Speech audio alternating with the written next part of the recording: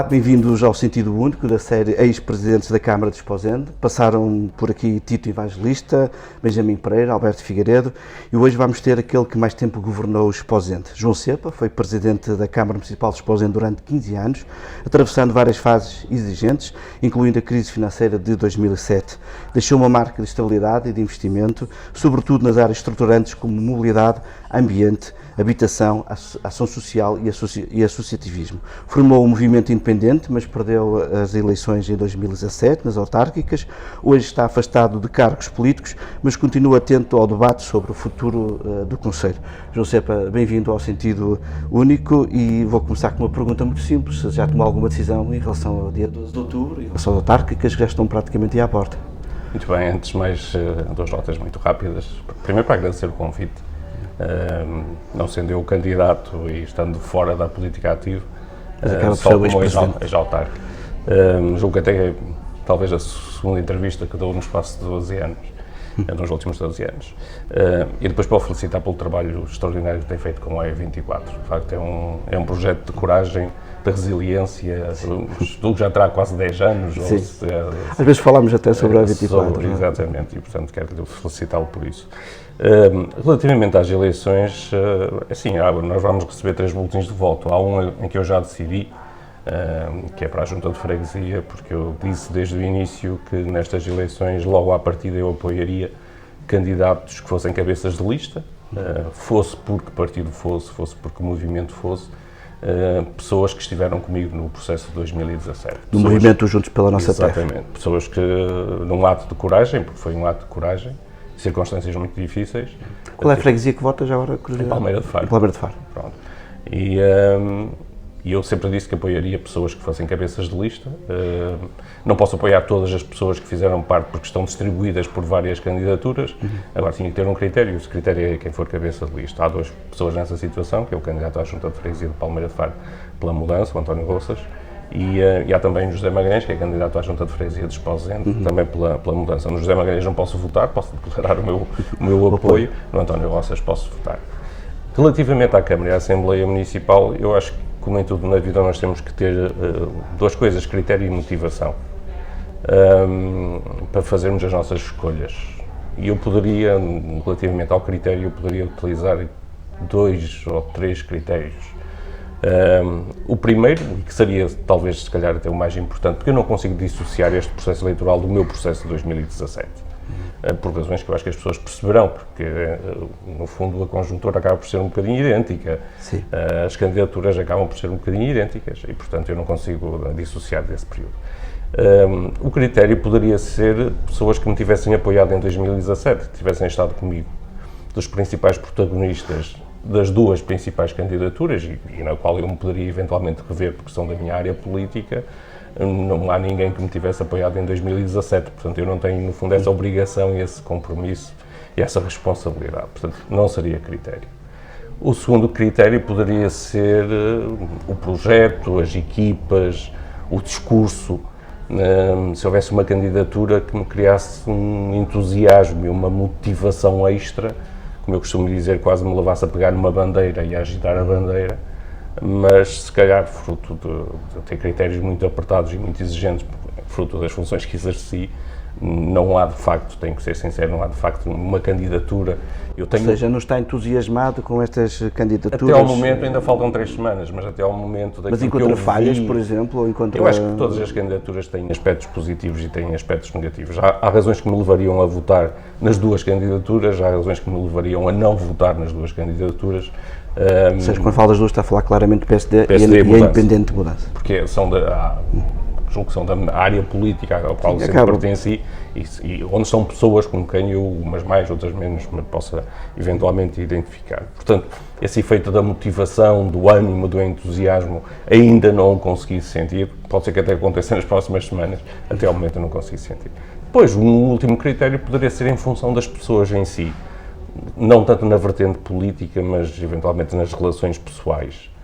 Mas aí eu tenho um problema, porque eu tenho amigos nas 2 candidaturas, eu tenho familiares ligados às 2 candidaturas, eu tenho nas 2 candidaturas pessoas que eu estimo, que eu considero, a quem eu sou grato, porque também me ajudaram em determinado período da minha vida, E, portanto, seria injusto estar a tomar uma posição em função deste critério.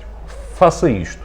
Eu acho que estou naquela posição do eleitor que, se calhar, vai decidir na cabine de voto. Em branco não gosto de votar. Acho que não se deve votar. É uma possibilidade, mas eu, pessoalmente, acho que não se deve fazer. Mas deve haver uma escolha. Eu farei essa escolha, se calhar, na cabine de voto. Se, entretanto, nestas próximas 2 semanas, de facto, houver qualquer coisa que desperte essa motivação e esse interesse e que me leve a ter motivos para poder até declarar publicamente o apoio, poderá eventualmente acontecer. Eu tive a oportunidade, falou da mudança, tive a oportunidade de estar na Quinta da Malafaia, no evento, pronto, da apresentação também dos candidatos, de um momento de juntar forças, assim, pelo menos interpreta a Malafaia. Também estive no seu. Sim, estive em 2017, que foi nas vésperas, mesmo do dia das eleições, encheu a Malafaia. Horas das eleições. É isso, encheu a Malafaia, a mudança também encheu a Malafaia, o PSD agora vai fazer também lá o evento, provavelmente, digo eu, que também vai encher. Mas em relação à mudança, cenários iguais, também a onda, e acha que poderá haver resultado igual? Eu acho que o resultado é muito... Este resultado final nas autárquicas? Eu acho que o cenário está muito confuso. Relativamente aos resultados que poderão ocorrer.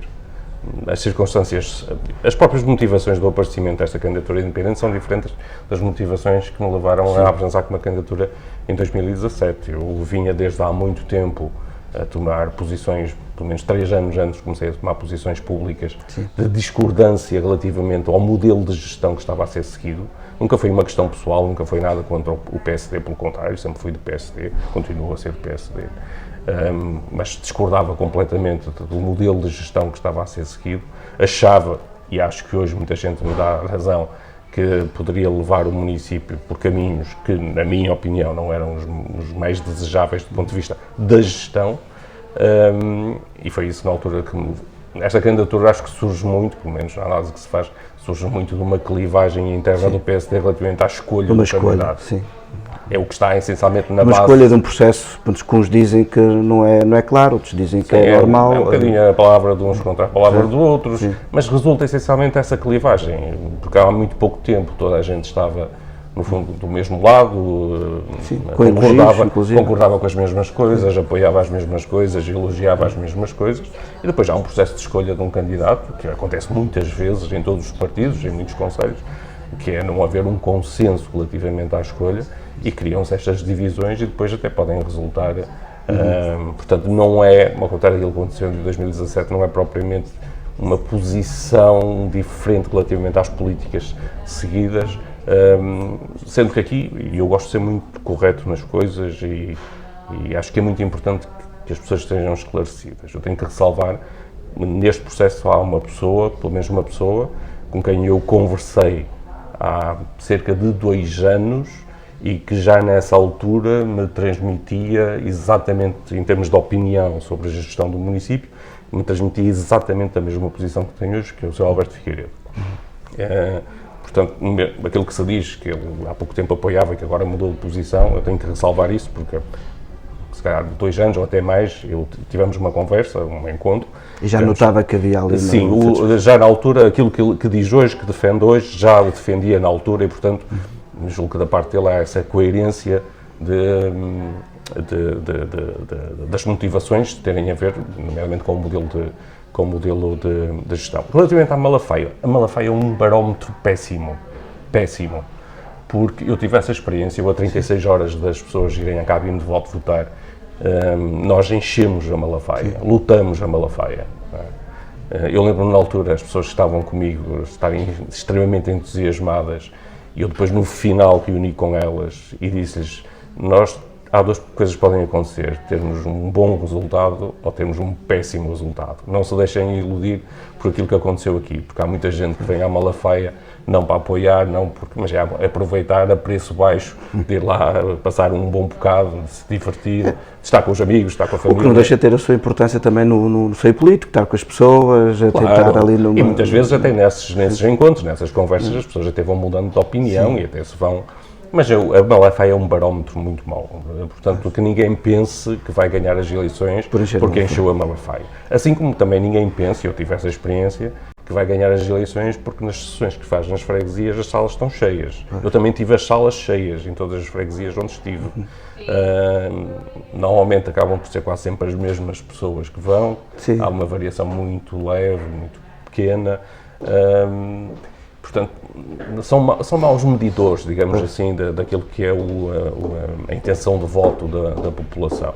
O que vai contar é no dia quando as pessoas, no segredo da cabine de voto, e depois os tempos evoluem, as pessoas também evoluem, ou então pelo menos vão se adaptando aos novos tempos. Antigamente as pessoas, acho eu, eram um bocadinho mais frontais e mais sinceras.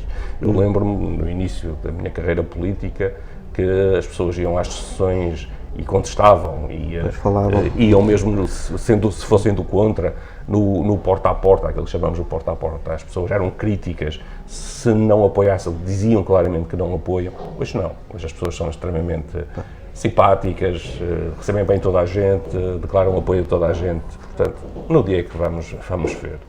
E diga uma coisa, falou de 2017, pronto, ok, fez o movimento, houve essa candidatura. Olhando hoje, a essa altura, arrepende-se? Porque há quem diga que se calhar o seu momento devia ser agora, em 2025, aparecer como candidato. Esse é um facto. Eu já ouvi, vou dizer isto, já ouvi várias pessoas a falar comigo isso. Já várias pessoas me disseram isso. Comigo também já me falaram. Já várias pessoas me disseram isso e já agora eu aproveito e peço às pessoas, mesmo que eu pensem que não me digam, porque custa-me de certa forma ouvir isso, por uma razão. Porque isso, se eu fizesse isso, demonstrava que era taticismo político e que eu colocava os meus interesses pessoais acima dos interesses do Conselho. Eu, em 2017, entendi que era importante haver uma candidatura que se apresentasse como alternativa à gestão que estava a ser seguida por quem estava na Câmara e pelo PSD. Achava que o rumo que estava a ser traçado e o rumo que estava a ser seguido não era o mais correto.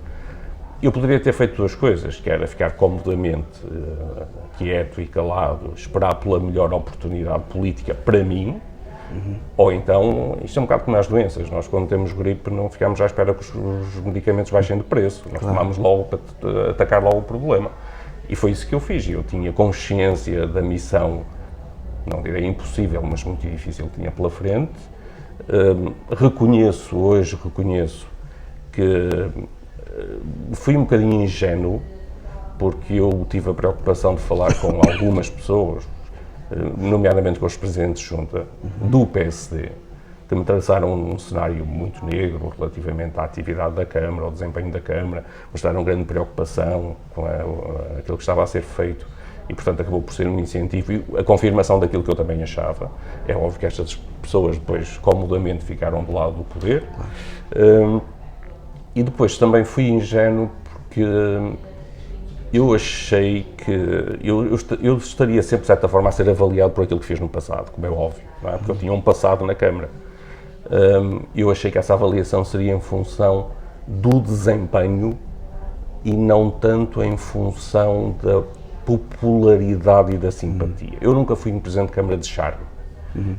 Uma das críticas que me faziam é que o Presidente da Câmara nunca andava na rua, não ia às procissões, não ia às festas, aos jantares, aos almoços, não ia. Inclusive partidariamente acabou por manifestar num governo PSD sim, eu nunca tive o seu desagrado da forma que estava a ser as políticas nacionais. Na altura, colegas seus da Comunicação Social Nacional, das televisões nomeadamente, vieram exposendo porque tinha acontecido uma coisa inédita, que foi o Presidente da Câmara ter mandado colocar uns outdoors a criticar o governo do seu próprio partido. Achavam aquilo, como é que isso é possível? Tem que ser possível, porque nós somos eleitos, obviamente nós estamos ligados a um partido, mas nós somos eleitos para defender os interesses do município, de todas as pessoas, independentemente da sua cor política. E sempre foi isso que fiz e sempre tentei fazer e pôr acima dos interesses. Eu nunca fui uma pessoa com muita atividade partidária, nunca gostei da política partidária. É preciso ter uma coluna muito maleável para se ter sucesso na política partidária. Amei ser autarca e obviamente que o facto de estar ligado a um partido político me possibilitou isso. E eu pensei que as pessoas de facto fossem avaliar o trabalho que eu fiz, não a popularidade no sentido de que, pronto, era o tal presidente que não ia às procissões, que não ia... Eu entre ir às procissões e ir às festas, estar na Câmara devia ter feito mais quintas das Malafaias, se calhar.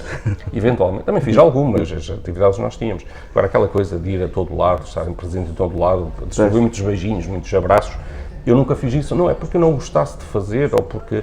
É porque o tempo não chega para tudo, o tempo é muito curto. O dia só Sim, porque a vida autárquica deve absorver de tal forma. O dia tem 24 horas, nós temos que dormir pelo menos 6, o resto do tempo ou se trabalha, e trabalhar é reunir conjuntas, reunir com instituições, reunir com funcionários, reunir com outras câmaras, despachar processos, analisar processos.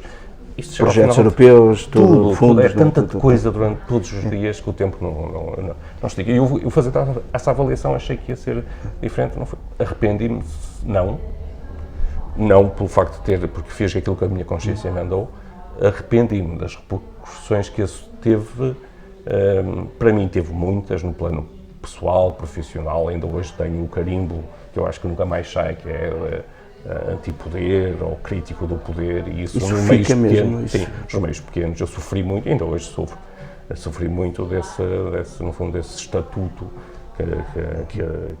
que me colocaram, e de facto tem sido, desde aí até agora tem sido de facto muito difícil no plano profissional, no plano pessoal, mas isso sou eu que tenho que levar com essas consequências e não me posso queixar. Agora, arrependo-me da repercussão que teve na minha família, principalmente nos meus pais. Os meus pais sofreram muito na sequência das eleições. Eles tinham muitas expectativas, porque as pessoas lá diziam, o seu filho tem que ir, o seu filho tem que ir. Aliás, foram eles que mais me pressionaram para eu ir. E depois lidaram muito mal com o resultado. Com as consequências. E principalmente a minha mãe é mais expansiva, a minha mãe é mais transmitir sentimentos e diz o que tem a dizer e pronto, e não guarda nada com ela. Meu pai não, meu pai era mais reservado, sofria mais em silêncio e eu continuo convencido que isso, nomeadamente, até teve impacto na saúde dele, que depois teve um desfecho. E é uma coisa que eu nunca me perdoarei, o facto. Eu acho que influenciou e penalizo-me e por isso, mas pronto, a vida é assim. Diga uma coisa, recentrando aqui, depois desta carga emotiva, temos ouvido algumas promessas das diferentes propostas, das pessoas que se propõem como candidatas à Câmara de Esposende. Eu vou-lhe deixar aqui um desafio, eu falo em algumas, e o João Cepa diz-me se acredita ou não, sim ou não, da sua realização, pode ser? Sim, claro. Eu apontei aqui algumas coisas que se vai ouvindo falando. Comboio em Esposende nos próximos anos? Desejável, mas praticamente impossível. Eu vou rapidamente, era um sim e não, mas rapidamente. E já agora o metro. Sim, repara, este tipo de projetos são projetos que não dependem só da Câmara, principalmente em termos financeiros. É impossível a Câmara de Esposende sozinha, nem em termos de competências, nem em termos de recursos financeiros. Portanto, precisa sempre do Estado Central, precisa sempre do Governo. Portugal tem um problema, Portugal tem vivido de balões de oxigênio, que são os fundos comunitários. Os fundos comunitários, este quadro comunitário termina no próximo ano já.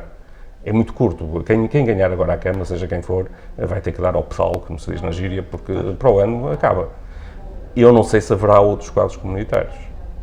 Portugal já teve imensas oportunidades, não as soube aproveitar, gastou o dinheiro onde não devia, não fez aquilo que era fundamental para o desenvolvimento do país, transportando isso para os municípios, também não o fizeram, de uma forma geral, e, portanto, grandes projetos no futuro, sem apoios comunitários... Não acredita no que haja tenho dificuldades, sim, tenho dificuldades, eu gostava muito, obviamente, não é nada que eu, no meu tempo, não tivesse diligenciado, estudado, mesmo a questão do metro. A questão do metro, para além dessa componente, há uma outra questão. O metro é um meio de transporte pensado para curtas distâncias. Não há nada definido, mas aponta-se no máximo 20 km. O que existe na Povozinha acaba por ser quase mais um comboio do que um metro, não é? E o metro são projetos pensados, estruturados para as grandes áreas metropolitanas. A Povozinha só tem um metro porque fazia parte da grande área metropolitana do Porto. Se a Póvoa não fizesse parte da grande área metropolitana do Porto, não tinha metro. Mas voltando... Portanto, se tiver, ótimo. Acho difícil. Polícia de Segurança Pública. Eu tentei, mas na altura tive várias reuniões com vários ministros da Administração Interna. Na altura, o argumento que sempre foi dado para não criar polícia de segurança pública em Esposende foi o facto de não ter população suficiente. E a Polícia Municipal? Acredita? Voltamos à questão dos meios financeiros. Também é uma medida que não depende só do município, tem que ter o acordo e tem que ter a autorização do MAI, tem que ter financiamento do MAI e, portanto, não depende só do município. Agora, quem for presidente de Câmara ou quem estiver no Executivo, acho que deve batalhar no sentido, até porque nós temos tido alguns problemas de segurança, o número de efetivos da GNR é manifestamente insuficiente neste momento, portanto a GNR sozinha já não consegue tratar da segurança no Conselho, portanto sim, acho que devem tentar, agora fácil não é. E a Polícia Municipal, não era a Polícia Municipal, já falou, multiusos. Multiusos é daquelas promessas que se fazem em todas as eleições, praticamente, eu não faria. O multiusos que no caso do PC diz que é o multiusos não pode expor. Eu não faria. Eu acho, e o meu projeto âncora em 2017 era uma escola de artes, conjuntamente com o Centro de Artes e Espetáculos.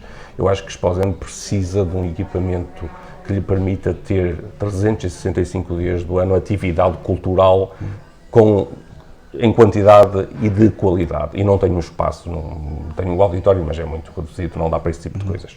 Portanto, eu acho que esse seria um projeto, um multiusos nessa vertente de ser um equipamento para espetáculos. As pessoas que olhem um bocadinho à volta e que vejam que concelhos é que têm multiusos. Agora a Póvoa e Viana do Castelo tem, mas resultou da necessidade de reconverterem os antigos campos se para cá a tauromaquia. Depois tem o Porto, tem Guimarães, tem Gondomar, não são muitos, são equipamentos Braga muito também grandes, tem uma infraestrutura grande, até o fórum. Mas ou têm de facto uma programação muito intensa, muito periódica. Isso acontece nos grandes centros. Em Esposende, eu se fosse eu preferia, porque isso é um equipamento que custa muito dinheiro. Eu preferia com esse dinheiro fazer mais equipamentos, mais pequenos, mais virados para a utilização da população, seja no plano desportivo, seja no plano cultural, distribuídos pelo Conselho. E diga-me uma coisa aqui, que demolição de casas em Sodevenha e Pedrinhas. É um projeto que não sei, eu desliguei-me obviamente fui-me desligando das coisas. Eu quando saí nós tínhamos um projeto muito interessante que tínhamos apresentado na altura ao Governo e que o Governo tinha dado o ok, que era uma coisa mais modesta, mais simples, mais execuível, que passava por manter, nomeadamente, os restaurantes no sítio que estão, mas remodelá-los, fazer estruturas palafitadas, uma coisa muito bonita, fazer, obviamente, as demolições das construções, e eu acho que aquilo era execuível. Entretanto, sei que a Câmara fez um novo projeto. Está, tudo depende do dinheiro. Se houver dinheiro, agora é como lhe digo, volto a realçar, os fundos comunitários, a torneira vai fechar. E, portanto, ou é feito rapidamente ou então depois será difícil. E a variante à Estrada Nacional 13? Isso é muito importante. Isso já devia ter sido feito. Aliás, eu estou à vontade, porque quando a Câmara avançou com a construção do canal, eu fui, na altura ainda tinha alguma atividade, e fui das pessoas que, se calhar, fui a primeira a manifestar-me contra essa opção, porque acho que devia ter sido construída a variante. Com a variante resolvia-se o problema da drenagem das águas, e a variante é fundamental para Esposende. Não faz sentido uma cidade ter uma estrada nacional, ser atravessada por uma estrada nacional. Portanto, a variante, para mim, é das obras mais prioritárias para Esposende. Deixei aqui esta para a última, de forma intencional, porque a primeira vez que ouvi falar deste projeto foi no seu último mandato, que até houve um concurso internacional, que foi o Parque da Cidade. Acredita que ele vai finalmente ser agora feito? Até porque... Pelas informações que existem, já terá sido nomeadamente adjudicada a obra. Sim. Também o que me dizem é que a Câmara ainda não terá a totalidade dos terrenos, o que poderá colocar aí um problema, que é a obra não poder avançar porque os terrenos não estão disponíveis, e isso depois aumentar significativamente os custos finais da obra. Obviamente fico satisfeito porque eu próprio tive, na altura, tinha lançado um concurso internacional de ideias. O presidente, na altura, o presidente do júri até foi o que viria a ser presidente da Câmara, o Benjamin Pereira, que era meu vice-presidente na altura. O projeto era muito interessante, não era muito dispendioso, mas era muito interessante. Pronto, depois a Câmara optou por fazer um outro projeto, mas eu vou ser sempre muito sincero. O Parque da Cidade sempre esteve pensado para ali, já antes de mim, já estava pensado para ali. Eu hoje acho que merecia uma reflexão profunda, envolvendo a própria comunidade, as autarquias, se aquele espaço se deve correr o risco de fazer um investimento tão grande naquele espaço, sabendo das consequências que nós temos das alterações climáticas, das cheias, porque nós corremos o risco de estar a gastar ali milhões e um dia de manhã acordarmos e aquilo estar tudo destruído porque houve... Basta que aconteça uma coisa que felizmente já não acontece há muitos anos e que ainda não pôs à prova o canal, que foi uma noite ou um dia em que chova copiosamente, durante 1 ou 2 horas seguidas, marés vivas e descargas das barragens. Quando se juntam estes 3 fatores, que julgo que desde 2013 nunca mais aconteceu, as coisas... Aliás, eu lembro que foi, não sei se foi em 2001 ou 2002, que o leito do Rio Cávado andou junto ao tabuleiro da Ponte Fão. Eu tenho fotografias disso. Portanto, as pessoas pensem nisso. Se o leito do rio chegar ao tabuleiro da Ponte Fão, imaginem onde a água estará, onde estará. Portanto, eu acho muito arriscado fazer naquilo, mas, obviamente, são opções políticas. Temos que avançar, que já o tempo urge. Considera que a política local está demasiado tempo centrada nas redes sociais? Sim, mas isso é geral. Eu acho que em 2013 foi a viragem, quando houve uma geração de autarcas que saíram, não é, por força da limitação de mandatos, entraram uma nova geração já muito mais virada para a parte, para o marketing, para a imagem, e é uma das coisas que me desilude. Eu sei que a vida agora é assim, é feita muito da imagem, das redes sociais e dos vídeos. Eu, se fosse candidato, eu seria um péssimo candidato, porque eu não tenho jeito nenhum para fazer aqueles vídeos encenados mas hoje em dia as coisas são assim, mas já está tudo muito preocupado em fazer essas coisas. Seria muito mais importante estar a apresentar os projetos, as ideias, as propostas para aquilo que é o desenvolvimento do município, e o Esposende precisa urgentemente definir um rumo e uma estratégia para o futuro. Antes de falar desse futuro, deixa-me perguntar uma coisa, que eu sei que tem opinião sobre esse futuro, mas foi convidado por algum partido para estas autárquicas? Eu fui convidado por 2 partidos que queriam saber da minha disponibilidade para avançar com uma candidatura representando esses partidos. Quer revelar qual foi? É assim, um acabou por não apresentar candidatura, o outro apresenta, portanto seria desagradável agora estar para a pessoa que encabeça, portanto não preferi não fazer, mas foram 2 partidos de facto. Agora a minha posição sempre foi essa. Toda a gente muda e eu também mudei em algumas coisas, mas há uma coisa que eu sempre disse e continuo a dizer: eu sempre fui PSD, sou social-democrata. Se algum dia voltar a ser candidato, como já fui, nunca serei por um partido, serei sempre numa candidatura. Eu contra o meu partido, por outro partido, jamais farei uma candidatura. Isso foi o motivo principal da recusa? Desde logo, seria logo o motivo. Uma candidatura partidária estaria sempre fora de hipótese. E depois, obviamente, perante o cenário político que estava colocado, perante o aparecimento de uma candidatura independente nos moldes em que apareceu e da forma como apareceu, obviamente não havia espaço para mais nenhuma candidatura. Diga uma coisa, isto depois das autárquicas, tem havido aqui muita clivagem, pelo menos lá está nas redes sociais, vai-se notando muita clivagem entre as diferentes candidaturas. Especialmente até as de direita, não é? O que é que espera depois dos resultados? Acha que vão-se todos sentar? Isto está muito intenso, isto está muito também no campo pessoal. Eu acho que a campanha e as candidaturas são muito personalizadas e isso nem sempre é bom, ou raramente é bom. E o discurso está um bocadinho... não direi violento, mas está um bocadinho agressivo, mas isso é próprio, as disputas eleitorais são um bocadinho assim. Agora, o que eu espero como eleitor, como munícipe, como esposendense, de sempre, 55 anos esposendense, o que eu espero é que a seguir às eleições, independentemente do resultado, as pessoas tenham a capacidade de colocar os interesses do Conselho acima dos interesses partidários de candidatura e sejam capazes de trabalhar em conjunto pelo bem e pelo futuro do Conselho. E julgo que não será assim tão difícil, porque, como dizia há pouco, ainda há bem pouco tempo, toda a gente concordava com as mesmas coisas e pensava da mesma forma, portanto, não será assim tão complicado que isso aconteça. Portanto, é um desafio, um pedido que eu faço a quem for eleito. Porquê é que discorda, por exemplo, de ex-presidentes de Câmara se candidatar a presidente da Assembleia Municipal? Se candidatar, eu em 2013 perguntaram, não me convidaram propriamente, mas perguntaram-me se eu queria ser presidente da Assembleia Municipal. Eu disse que não.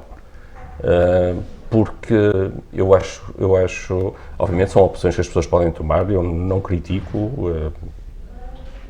percebo, mas quando se passa parte da nossa vida num cargo executivo, em que somos nós que, de certa forma, obviamente temos uma equipa, trabalhamos com pessoas connosco, mas a decisão final é nossa, nós decidimos, nós fazemos, nós damos, portanto, somos nós que gerimos, somos nós que somos responsáveis máximos.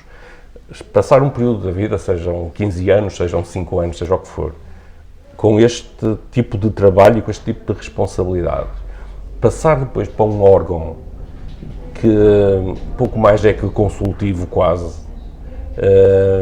não me parece que seja fácil. Quando se exerce a função de Presidente de Câmara de uma forma muito intensa, depois ser Presidente da Assembleia Municipal parece-me complicado, eu não tinha capacidade, porque eu não tinha capacidade para estar numa Assembleia Municipal e ter à minha frente um Presidente de Câmara, que até podia ser do meu partido, a apresentar uma proposta ou defender uma proposta com a qual eu não concordasse, e depois chegar ao fim, levantar o braço e votar a favor. Por isso é que eu nunca quis ser deputado. Eu não me via na Assembleia da República a votar a favor de uma coisa com a qual eu não concordasse. E, portanto, acho sempre arriscado que alguém que exerceu funções de Presidente de Câmara depois seja Presidente da Assembleia Municipal, mas é uma possibilidade. Desde que as pessoas tenham essa capacidade de se mentalizarem do papel de cada um, tudo bem.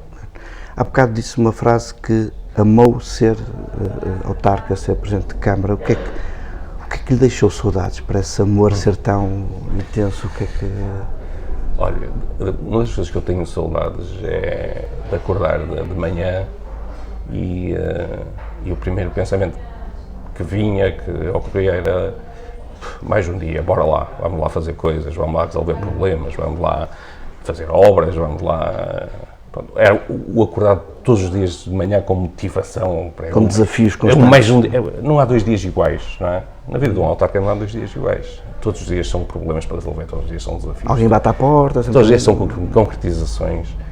Isso dá uma expressão mais popular, uma pica, que é uma coisa... Depois disso, eu passei a ser um bocado acordado de manhã, a dizer, ok, pronto, mais um dia, vamos lá, tem que ser, não é? Tem que ser ganhar dinheiro para pagar as contas. Essa motivação, depois eu fazer coisas ou resolver problemas às pessoas, às vezes coisas tão pequeninas, mas as pessoas são tão importantes, são tão problemáticas, e nós às vezes com uma decisão, com uma assinatura, com um despacho, resolvemos. Passar ainda hoje me acontece isso, estou a arrepiar, passar numa escola, ver lá as crianças com boas condições, num centro social, e a gente pensar, bolas, eu contribuí para que isto fosse... Sim. Existe um centro social, por acaso, vou fazer publicidade, mas tem lá uma frase onde o meu filho anda, que é o Six, diz mesmo obrigado, não sei. Isso foi obviamente que me sensibilizou, foi o miminho que me quiseram dar. Mas compreendo porque foi um processo difícil, aquele equipamento foi construído, depois na parte final ainda conseguiram, a instituição conseguiu buscar algum dinheiro de financiamento nacional, mas aquilo foi pago quase na totalidade pelo município. Mas é hoje uma das infraestruturas de referência no concelho. A mim deu muito, eu hoje tenho que confessar, a minha freguesia, onde eu nasci, onde eu cresci, onde eu vivi até aos 26 anos, quando casei, e agora regressei, estou novamente a viver lá, sempre acabou por ser um bocadinho prejudicada, porque lá no subconsciente sempre estava aquela coisa, eu não posso dar motivos para as pessoas dizerem que eu estou a beneficiar. É de Palmeiras. É de Palmeiras, e por isso aquele equipamento, eu acho que é o equipamento é dos melhores equipamentos daquele género, a nível nacional. E tem feito um trabalho. Isso a mim é que me dá ainda mais gozo, é saber que esse esforço foi feito, mas valeu a pena. Ele está a ser utilizado, bem utilizado, está a ser útil, assim como a maioria dos equipamentos que Sim, foram feitos no Conselho. Era isso que eu lhe perguntar, que nesta fase final, vou fazer a pergunta ao contrário, faria alguma coisa, ou melhor, não faria hoje alguma coisa que tenha feito na Câmara? Do ponto de vista, é assim, hoje seria uma pessoa diferente. Eu fui Presidente de Câmara muito novo, sem grande experiência de vida, isso tenho que reconhecer, não há dificuldade nenhuma em reconhecer isso. Estes 12 anos fora da Câmara trouxeram-me uma outra visão sobre a realidade, porque nós, quando estamos lá, as pessoas dizem-nos aquilo que acham que nós queremos ouvir, não nos transmitem aquilo que é a realidade. E cá fora nós conseguimos ter uma percepção diferente da realidade. E hoje, se calhar, teria prioridades um bocadinho diferentes, não muito. Aquilo que seria mais substancial em termos de mudança, eu acho que era em relação às pessoas, à gente. Eu aprendi muito sobre as pessoas, desde que saí da Câmara. Aprendi muito sobre aquilo que é a postura das pessoas, quando se tem poder, quando não se tem poder. E talvez fosse isso que, de resto, eu costumo ser modesto, mas desta vez não vou ser. Eu acho que nós fizemos um trabalho extraordinário. Fizeram muitas coisas também. Fruto da conjuntura. Eu fui Presidente de Câmara há 15 anos, desses 15 anos, 13 anos trabalhei com governos do Partido Socialista. Sim. E quem por lá andou sabe que é bem diferente trabalhar. Pela Troika. Tive o início da Troika, tive a crise de 2007. As pessoas já não se lembram. Nós tivemos que desligar pontos de luz, porque o dinheiro não chegava. Eu fiz coisas inacreditáveis. Eram poucas as pessoas que tinham telemóvel da Câmara. Eu coloquei um plafond a toda a gente, incluindo a mim. Quem gastasse mais do que aquele valor que estava definido por mês, pagava do seu próprio bolso. Os carros só havia um carro da Câmara com via verde, que era para não andar a gastar dinheiro em portagens sem necessidade, quando se podia perfeitamente ir pela Estrada Nacional. Porque há sempre a tendência, não é? Repara, essas são pequeninas. Obviamente depois tivemos que cortar muitas coisas. Foi um período muito, muito, muito difícil, mas com o orgulho de Esposende ter estado sempre na liderança ou no grupo dos municípios cumpridores do ponto de vista financeiro. Lembro-me que saiu à altura um artigo no Jornal Notícias, só havia 5 municípios, em 308 havia 5 municípios que tinham as suas contas em dia, que não tinham dívidas, e um deles era Esposende. E apesar dessas dificuldades, apesar dessa necessidade de contenção, do que teve que se cortar, dos subsídios que tivemos que cortar, que reduzir, eu acho que a população percebeu que se estava a fazer uma gestão muito rigorosa num período, de facto, muito difícil. Complexo, hoje é fácil. Eu estive há dias, por curiosidade, a fazer uma comparação daquilo que é a situação financeira hoje dos municípios com o que era no meu tempo. Eu vou-lhe dar só um exemplo. Das principais receitas do município, o IMI, o IMT, que é o Imposto Municipal de Transações, que é aquele imposto absurdo que as pessoas pagam ao Estado português quando compram casa. Só neste país é que isso acontece. Fala-se tanto que as pessoas têm dificuldades em comprar casa, mas o Estado cobra-lhes impostos quando elas compram casa. Inacreditável. A tarifa dos resíduos e as transferências ao Orçamento do Estado são as 4 das principais receitas do município. Em 2013, no meu último ano de mandato, a Câmara, no total, arrecadou 13 milhões de euros desse valor, dessas receitas. O ano passado, em 2024, arrecadou 28 milhões de euros. Mais do dobro, mais 15 milhões. Repare, dava para gastar mais 1 milhão por mês durante o ano. Quer dizer, é muito dinheiro. Os municípios hoje têm muito dinheiro, fruto também desta dinâmica do imobiliário, não é? São as taxas de construção, são os IMTs, depois, consequentemente, os IMIs. As câmaras têm dinheiro como nunca se viu. Assim é mais fácil de gerir. No meu tempo foi muito difícil. Só para terminar aqui, eu tenho 2 perguntas. O que é que lhe deixaria feliz ver realizado em Esposende? Eu acho que Esposende precisa urgentemente de parar para pensar. Esposende precisa urgentemente fazer uma reflexão muito profunda sobre aquilo que é como cidade e como concelho, perceber o enquadramento regional que tem. Esposende tem que ter consciência que está rodeado por 3 municípios, um tem 4 vezes mais população, o outro tem o triplo da população e o outro tem o dobro da população. E é capital do distrito. E a dimensão do município, e o peso político do município, e o peso económico e financeiro do município faz muito da população que tem. Isso não haja dúvidas em relação a isso. Portanto, Esposende tem que perceber o que é, neste momento, e tem que definir claramente o que é que quer ser de futuro. E em função dessa decisão, da estratégia que definir, há um conjunto de medidas que tem que tomar. E uma das coisas que eu acho que é importante, eu comecei a fazer isso, mas depois já não tive tempo, que é, há um fenómeno muito curioso que é, os Esposende têm muita segunda habitação. Há muitas pessoas que têm o custo de manter uma casa em Esposende só usufruindo dela ao fim de semana e nas férias, no verão. Isso significa que gostam mesmo de Esposende. E a pergunta que eu fiz na altura e que acho que ainda se deve fazer é: porquê é que estas pessoas não vivem em Esposende? Esposende tem uma necessidade urgente de aumentar a população residente. Só tem 35 mil habitantes, 38 mil, teria que ter também, demasiado não, mas teria que ter 50 mil para ter estofo, para ter estrutura. Por que não começar por aqui? Por que não criar condições para que estas pessoas que gostam tanto de Esposende, que passam parte da sua vida em Esposende, que têm casa em Esposende, porque é que não vêm viver para cá permanentemente? Fazendo esta pergunta é preciso ir à procura das respostas. Nós na altura começámos a obter respostas. E qual foi? Olha, a primeira foi uma que nunca nos tinha passado pela cabeça e que faz todo sentido. Hoje em dia, a oferta educativa de um concelho é determinante na decisão de uma família onde vai viver. Esposende não tem ensino privado, não tem colégios, é aquilo que nós normalmente chamamos de colégios. Tem até, se calhar, a um determinado tempo da criança, né? As associações, as IPSS. Mas nas faixa etária muito baixa, depois a partir do secundário, e não tem. Há muita gente que, mesmo assim, que vive em Esposende e que vai todos os dias lá aos filhos, ao Porto, a Viana, a Braga. Sim, mas vê-se o autocarro também passando do Colégio Paulo II, Exatamente. Da Póvoa, como é que se chama o Colégio da Póvoa também, que se chama assim. Sim. Há alunos com pouco Colégio do Minho. E o que algumas pessoas na altura me disseram, com quem eu falei, a quem perguntei, porquê é que vocês não vêm viver para Esposende, se gostam de Esposende, diziam-me isso. O meu filho está no colégio, eu tenho os meus filhos no colégio, eu não vou estar todos os dias a ir de Esposende a Braga ou ao Porto. Há aqui uma área onde Esposende tem uma boa oferta educativa, mas tem que diversificar essa oferta educativa. Depois tem a questão de transportes. Tem que arranjar uma solução, porque a rede de transportes é má, deficiente, e portanto tem que arranjar se não tiver metro, tem que ter, porque não, uma rede pública de transportes, de autocarros, que faça as ligações para a Póvoa. Por exemplo, quem quiser apanhar o metro na Póvoa, vai de autocarro até à Póvoa, apanha o metro e vai para o Porto. O vai e vem, por exemplo. Ou vai e vem, pode pensar, acho que deve pensar nisso. Portanto, a questão da habitação.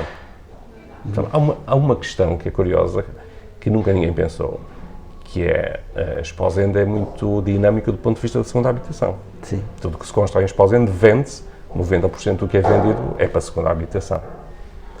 Mas a construção em si está muito pensada para a segunda habitação.